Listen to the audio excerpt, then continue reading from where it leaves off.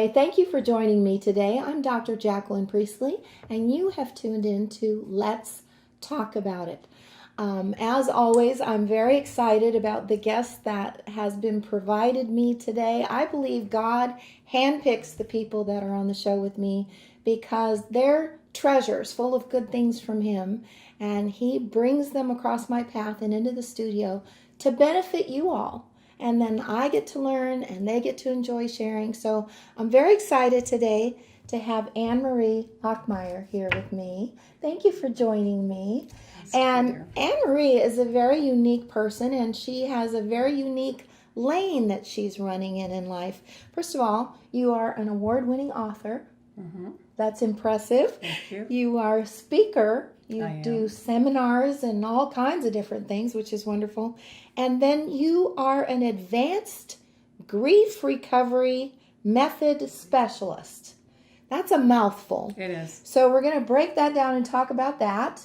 And there's so many things to talk about today on the show. We were preparing and visiting over the phone last night, and I thought, my gosh, we're going to be talking about grieving, all the different ways that shows up in people's lives. Mm-hmm. It's in the obvious ways. I mean, if you have a death in the family or death of a spouse or something, the obvious ways. But there are a lot of ways that people don't necessarily think of, that they've got grieving going on in their life. And once it's defined, it's helpful, isn't it, Anne-Marie? It really is. Yeah. So now, first of all, I want you to know how you can reach Anne-Marie, and we'll repeat this at the end of the show. But you have a website. I do. And I was browsing last night. It's an impressive website. Thank you. It's just, I could click all over. It's interesting. And you have little mini videos where you talk and share. Very cool. Well, thank you. Yeah. And then they'll drop down things. So it's a wealth as a resource. And it's to help people learn more about what you offer. Mm-hmm. And what Yes. is it that you offer. If you haven't grabbed pen and paper yet, please do, because this is an information gathering time for you as well. So I hope so. yeah. Mm-hmm. So what is your heart? What are you offering on your website? Tell people about what you do.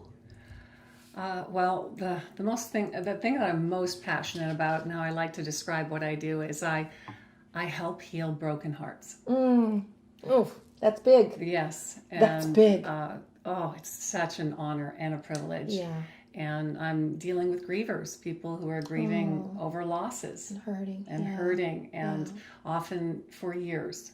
Yes. You know, not just recent ones, but so I'm all about helping them get healing and get unstuck and not be ruled by the pain anymore. That's that they good. can have freedom to go from surviving to thriving. Boy, do I wish I would have met you about 35 years ago. Where were you when I needed you? It's so funny that you say that, because I have more clients that say that. It's like, I'm 80 and I'm just getting this now. Well, you said key things that I just had ping, ping go off inside me, because you talked about getting stuck. Mm-hmm. And the video is in my head and heart. Sorry, how about you? Did you think, that's what I am? I'm stuck. That's such a powerful word. And then you said too about how grieving can take a long time. And people may question, why I need to snap out of it. It's been this amount of time, however long we critically assess ourselves and think, I should be over this. And we're not, because we had our hearts broken, didn't we? And that's not a bounce back thing. No, to and recover from. Society doesn't know what to do with grief, so we aren't taught the tools. So my job is to teach people the tools. Oh, that's fabulous. You'd be using it if you had them. Yes. People just don't have them. Yes. So I get the joy of teaching it. And we don't want people handling their grieving and their sorrow by drinking their way to the bottom of a bottle. Or 35 years ago, I was going out. I don't drink at all, total teetotaler, but I was going out dancing 4 or 5 nights a week until places closed, because that was my way from hiding from my pain. The loud music, I would just dance and dance and dance with anybody. And then I'd drive home so tired, and I'd get up 4.5, 5 hours later and drive into work, where I was numb and would just function and And I was like that for 2-3 years. It was the way I babysat myself. We call those short-term energy relieving behaviors. Yeah. Sturbs. I was a sturb. It was a sturb, though, because Yeah. it served a purpose, and that's why we do Yeah. it. It provides that temporary relief because often we don't know how to take it further than that. Yeah. And Yeah. so it can be, bad Yeah. habits. There's all sorts. There's All sorts of such a things. list. It can be Yeah. so many different Yeah. things that we do. I was totally babysitting myself, and I was so poor I didn't even have money to go to movies. So that was something I could do for free. Right. And I jogged, but I didn't have the money for a workout membership, so that was the only way I knew how to. And my life was so lonely. So, and you help people with the big grief things like they've lost a spouse or a child or Right. Mm-hmm. Yeah. Yes. Yeah. Some really traumatic losses. yeah. Mm-hmm. So, and you have a book that you've written. I was very intrigued by the title. What's the title of your book? The title is When Their World Stops, The Essential Guide to Truly Helping Anyone in Grief. Yeah. And it's actually a book for people who know someone who's grieving Okay. and want to know how to help them and come alongside them, because it's an area that we are not comfortable in at all. We are not comfortable with people's grief and pain. Yeah. And Yeah. you know what I've found is in our culture so many times, people who don't know what to do, it's like they stop calling you, they stop being your friend, they don't want to hang out because you're so sad. And they love us just as much, but they feel so powerless to help us that they stay away because of their discomfort. That's a really good description. Yeah. And I experienced it myself because I had Okay. the sudden death of my husband, Oh my. which is what led me to write the book, because I realized early on nobody knew what to do with me. Oh, And wow. I remember people saying things, and I would say in my head, In your head. "You really didn't just say that to me, did you?" Oh. I mean, did you? That really hurt, or that was callous, or you didn't mean it. But I realized they didn't know any better, and they weren't trying to hurt me. Of course not. And they were only saying things that I said myself before my husband died. Really? Early on, I had to call up people that I had known that had lost loved ones and said, "Oh my goodness, I'm so sorry for the things that I said." Because you or realized that you really I wasn't stuck your there. foot in your mouth. Yeah. Yes, I didn't know. And I think until you've been through it, there's no way to know. So it's not that people don't care. Of course not. It's that people aren't comfortable watching someone they love in pain Yeah. and not being able to fix it. And you can't fix it. You can't. They have to go through it. And I found that people would avoid me. Yeah. That's People, it. they'd turn around and walk the other way. Yeah. You saw they were tongue-tied. They didn't know what to do, and they were looking for some guidance. And the people I thought would be there weren't there, and the people that I was surprised were there Yes. showed up. It was very interesting, and it's never because people don't care. They just don't know what to do. So I just said, someone's got to write a pamphlet or something on how to help people. And I just started keeping a list, and eventually it just became a book. That's fabulous. And it's just a simple little guidebook, and Wow. it's a quick read because nobody wants to read my book, right? I'm sorry. It's not, wow, I get to read this book on grief. Yeah, It's not one that you want to pick up, but it's helpful and it's practical. Yes. So it's simple, and I have people tell me all the time how it's taken them from awkward to confident, or they've known what to do. They've been able to engage in a conversation, or and it's and it deals with all sorts of types of losses, whether it's it could be a spouse, it could be a parent, it could be a miscarriage. There's so many, Yes. depending on the type of death. Yes. Too. So there's some little specific instructions and hints there. Yeah. I'm thinking that if somebody said to me, "What's one of your least favorite things to experience in life?" I would say feeling vulnerable. I don't like feeling helpless or vulnerable. Who does? And I think, even in our culture, we put our elderly away. They go somewhere else. So we don't experience a parent or a grandma or an auntie deteriorating, getting weaker, more helpless in our own home. We don't see that side of life. We don't develop the social skills, the emotional skills, the caregiving skills so many times. So we're cut off from the sides of life that feel awkward or scary or vulnerable. And we don't learn, do we? How to... So what do you tell people if they have a friend or someone who has gone through whatever that's causing that person to grieve? What do you tell them to say or do or not say or do? How do you... Okay, so I'll try and give just a few tips Yeah. to not overwhelm them. But Yeah. I think the first thing would be that however this person is behaving is normal. And that's hard because I will hear all the time, well, they're not behaving the way they should. They're too emotional. The way they should. Yeah, they're too emotional. They're unemotional. They're isolating. They're socializing too much. They're not behaving like other people in their family. They're doing it too long. Right? There's all sorts of judgment. Like there's a time clock on. You only get to grieve for 3 weeks, and then did you know there's an expiration date? You're supposed to stop. It's like you only have this time because I'm sorry, no, but it's awful. We have to laugh about it. I can't tell you how many times I got, me personally, but also clients. Well, it's been a year.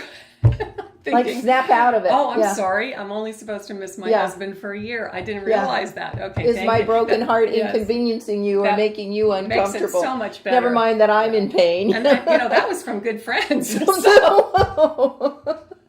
It's just because they don't like to see you hurting. Yeah. They want to see you doing better. So just again, understanding that it's normal, and even if you think they're behaving oddly, they may say weird things, right? They may behave unlike themselves, but it's normal. There's no formula for grief, and so you just have to let them grieve their way, Yes. and that's tough. And then get comfortable being uncomfortable.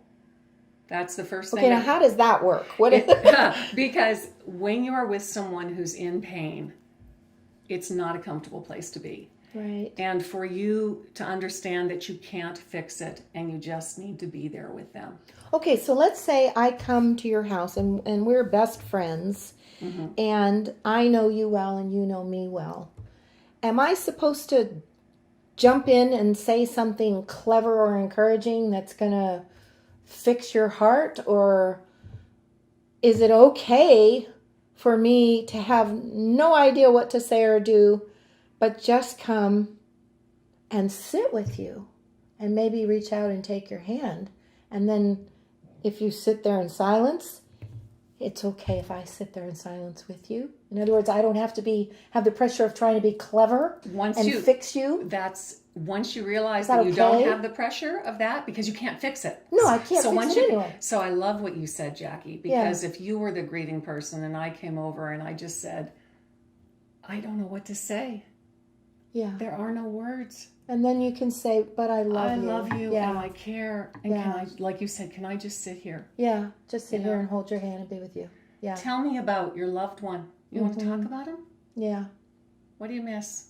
Or I'm just going to be there. But the minute, even acknowledging, one of the biggest things you can do is, I have no idea what to say or do. Mm-hmm.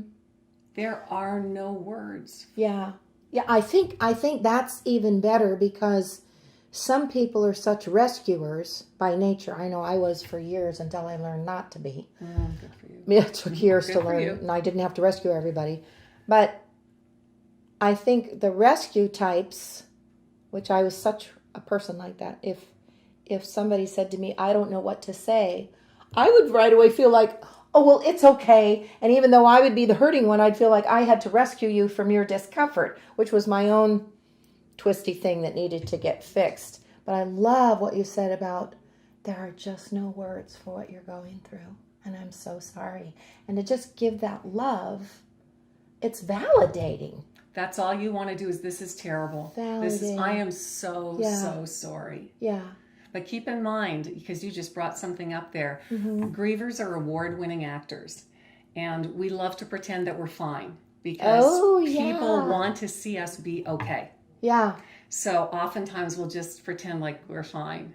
and we I'm are fine. crushed With the plastic smile. and broken inside because people around us want to see us fine. Yeah. And if they get any inkling that we are fine, oh, good, you're doing better. Yeah. And so you don't dare tell them, look, I'm still having a tough time. Yeah. And so that's hard. That's Yeah. hard to pretend you're okay when you're not okay. I thought it was interesting too when you said, when people are grieving, they're not themselves. There can be so many reasons that you grieve. I have a situation with family that's out of state, and I got some news that is heartbreaking for me on their behalf. And I went to see them and I felt helpless. And then I thought, well, I'll go to the store, grocery shop, pack the refrigerator with food because they weren't eating or taking care of themselves, and I'll cook. It's something I can give and do. Do you know, I almost drove off the road into a ditch. I accidentally drove through a stop sign. I drove through a yellow, into a red light, but I should have stopped. I drove in circles and got lost. And I finally pulled the car over and I thought, I'm a mess. Because I was hurting on behalf of them hurting. Right. And just their hurt completely discombobulated me. And I had to slow down, pull over, and think, I shouldn't even be driving right now. I'm so squirrely. That shocked me.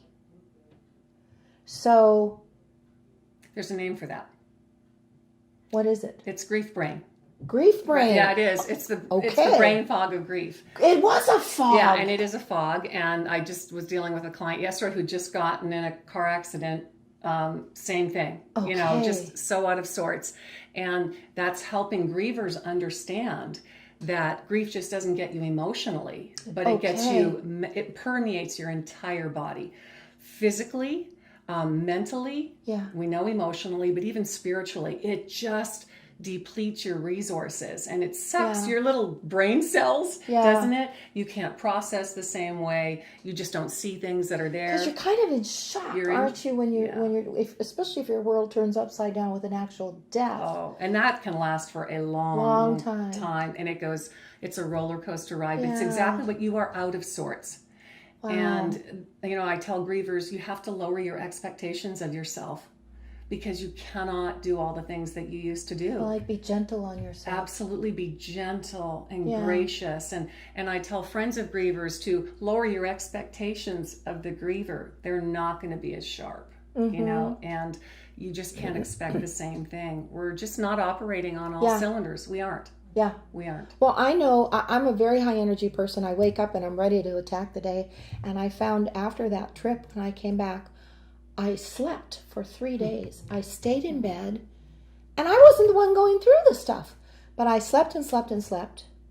And then I noticed I wasn't eating. And then I noticed that people would call me and I had things to accomplish, and I wasn't calling anybody back, and I wasn't accomplishing anything. So it was like I was on the periphery with the pain. They were in the middle of it, and it was affecting me like that. So it really is a fog. And you must really have been hurting for them. And I wasn't functioning on my level. So of course they're not going to be, they're in the middle of it, and it's their life with all the pain. So we really do have to be gentle on people, don't we? But for a long time. For a long time. They get 4 days off at work, and then they have to go back to work, and my gosh, they're not okay for a long time. They're not going to be okay for a long time. Yeah. Now, do you actually do counseling where people can come to you and have appointments? Oh, that's a good question. How does all that work? Yes, so I do a program with people, and it's an educational program, and it's 6 sessions, and I do it in person or online. So I do Zoom video conferencing, so I see people all over. Oh, wow. And what we do in these 6 sessions is we actually take them through the whole process of dealing with any unresolved grief that they have in their life. It's fabulous. It was transformational for me. Wow. After my husband died, I was like a different person. It's not therapy. It's not just talking about it. It's actually doing something about it, educating people on what grief is, what loss is, the things that they believe that aren't true, helping them understand what's going on, how they've been coping, as you said, dancing or whatever. Yeah. And then we actually teach them about what loss is. And it's not just death, like you said. We look at a whole loss history. I give them the tools to process the loss that's hurting them the most. Yeah. And they have tools that they can use the rest of their lives. And we can use it on all their losses. And I believe we take people from surviving to thriving. I see people who are in despair and have hope. And sometimes it's been a year since someone died, but sometimes their loss, and maybe it's not a death, was 40 years ago.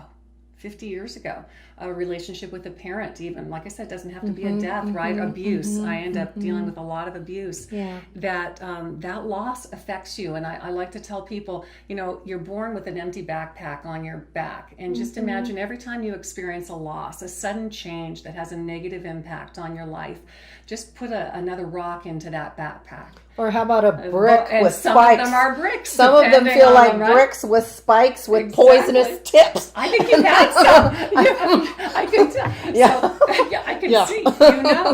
I do know. So I know a lot about pain. I wish I didn't have to say that, but I do. Over I know a lot about time, pain. right? It weighs on us, and that's where we get stuck. And we bring it into relationships. Yes. Right? We carry this. And also, it plays a role in our filter. How we see ourselves, how we see others. So as we can free people, from this, I see things change. I deal with people who are actually married and their marriages are falling apart, and they want to grieve the marriage that they'd hoped to have. Now they still are hoping to stay together, but there's so much resentment and all that. So when we can clean that out, there's freedom, and our ultimate goal is when we're talking with a death, especially, is that you're going to still miss that person, but we want to be able for you to be able to not have the anguish and the pain anymore, that you can remember them and the happy memories. Yeah.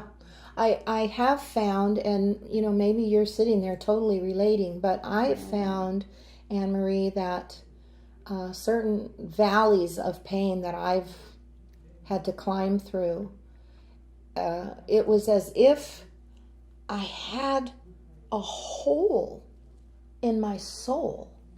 It was as if I'd been shot with a cannon and a good chunk of me was just blown out far away, never to be seen or found again.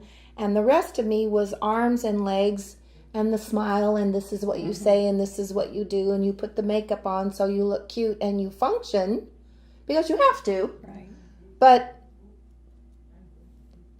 it was beyond sad. It was like part of me just wasn't there anymore, and it was like this living, hollow place. And I found one of those things, it was well over 5 years before I started to feel actually alive again, and then it was about 7 to 8 years before I got that belly laugh back.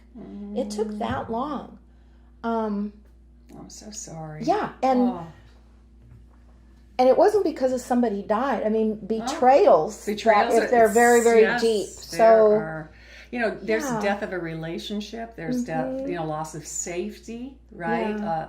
The expectations that you had in a relationship, the hopes and dreams and all that. And especially a lot of times, again, when we're dealing with a parental relationship even, right? And you carry that for a long, long time. And I like what you said, is that it affects how a person's filter works. It does. And how they see. There's a message you get a lot of times. And I think one of the most important things that we want to make sure people understand, and it's kind of like what you said, is when we're grieving and we want to recover, we're not dealing with the intellect. And you don't have a broken mind, you have a broken heart. So hearing that, they're in a better place, or they're not suffering anymore, or you should be over it by now, it's been 5 years, or they treated you badly, all those are intellectual comments, right? They are. And they don't help grievers, because we're dealing with your heart and your feelings. And if you feel abandoned or lonely and isolated, part of the recovery is dealing with those feelings. The intellectual component doesn't help. So that's why we're working on the heart. And most people are trying to give you logic. Yeah. And what you said about people will say, oh, they're in a better place, or oh, they're not suffering anymore. Those are logical comments. And they're true. And they're true. Just not helpful. So you may be thinking, well, I've said that to people. It's true. They are in a better place. They're not suffering. But it doesn't necessarily help the person. Because their heart is broken. Their heart is hurting. Yeah. So what do we say instead of those things? Do we just give affection and say, my heart is right here with you. I'm so sorry that you're hurting. I'm so sorry. Okay. And I miss them too. Okay. I miss them too. So it's an identifying and a validating instead of trying to find an answer that fixes it. Big difference. Big difference. Heart. Think heart. Touch the heart, not the head. That's a good one. I hope if you're taking notes, touch the heart, not the head. So say something from your heart that will validate with affection and kindness how their heart is feeling. That is so good. I think y'all need to watch this show several times and tell friends, because Anne-Marie, you're a great resource for people. Now, let's tell people again. What's the call sign for your website? What is your website? What's it called? Okay, it's griefandtraumahealing.com. Okay. And you can email me from there. You can phone me. You can also schedule a 15-minute complimentary consultation with me. I love to talk to people just to see, am I even a good fit for you in this program? And if not, then what might be able to help you? So if it's not me, let's find something else. Oh, that's for wonderful. You. It doesn't have to be me. But let's get you the help you need so we can get you unstuck. That's precious. And you always hear about moving on and getting over it. But what exactly does that mean? What does that mean? So, it's not that simple. So let's actually do something to help heal that heart and take you from surviving to thriving. Let's give you hope and give you freedom. I love that. That's what I love to do. So the name of the website again? griefandtraumahealing.com. Okay. Now, will you have time to stay for a second session? Because we have so much more to talk about. Oh, I would love to. Yeah, good. I love talking about it. Okay, good. I've got 10 seconds to tell you goodbye. Okay, so thank you for being here. Thank you for having me. You have been watching Let's Talk About It, quite a subject today. I'm Dr. Jacqueline Priestley, and I want to thank you so much for joining us. Tune in for the next session. See you next time. Thanks. Bye-bye. Bye.